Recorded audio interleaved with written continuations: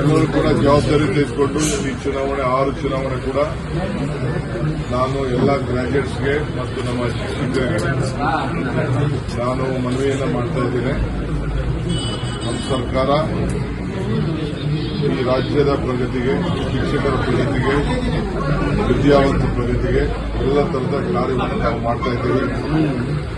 ನಮ್ಮ ಪಕ್ಷದ ಅಭ್ಯರ್ಥಿಗಳಿಗೆ ನೀವೆಲ್ಲ ಸಹಾಯ ಮಾಡಬೇಕು ಅನ್ನೋದು ನಿಮ್ಮ ಮುಖಾಂತರ ಕೂಡ ನಾನು ಮನವಿ ಮಾಡ್ತಾ ಇದ್ದೇನೆ. ಎಲ್ಲರೂ ಕೂಡ ನಮ್ಮ ಶಾಸಕರು, ನಮ್ಮ ಮಂತ್ರಿಗಳು ತೆಗೆದುಕೊಳ್ಬೇಕು ಅಂತ ಸೂಚನೆ ಕೂಡ ಕೊಟ್ಟಿದೆ.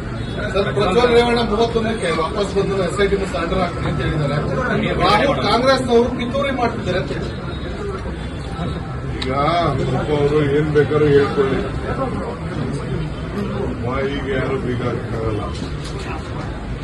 ಏನ್ ಬೇಕಾದ್ರೂ ಮಾತಾಡ್ತಾರೆ, ಅವ್ರು ಮಾತಾಡೋದು ಏನು ಮಾತಾಡ್ತಾರೆ. ರಾಹುಲ್ ಗಾಂಧಿ ವಿಚಾರ ಪ್ರಸ್ತಾಪ ಮಾಡಿದ್ದಾರೆ ಸರ್, ವೇದಿಕೆಯಲ್ಲಿ ವಿಚಾರ ಪ್ರಸ್ತಾಪ ಮಾಡಿದ್ದಾರೆ ರಾಹುಲ್ ಗಾಂಧಿ. ಇದೆಲ್ಲ ಪಿತೂರಿ ಕಾಲ ಉತ್ತರ ಹೇಳ್ತಾ ಇರೋದು.